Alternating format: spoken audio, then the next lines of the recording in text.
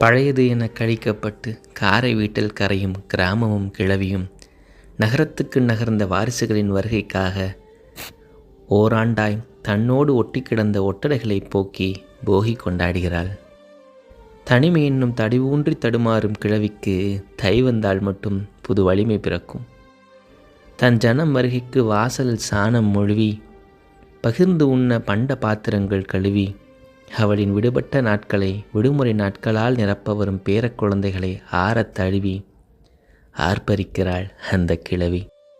ஆடு மாடுகள் மொத்தமும் அவ்வப்போது அலைபேசியின் சத்தமும் மட்டுமே நிறைந்த அவள் வீட்டில் அந்த 2-3 நாட்கள் மட்டும் மனிதர்கள் உலாவுவதால் கலைகிறது அவளின் ஓராண்டு தனிமை தவம்.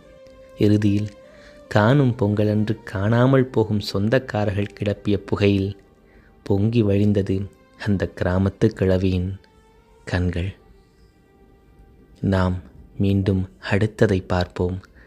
அவளை அடுத்த தை பார்ப்போம்.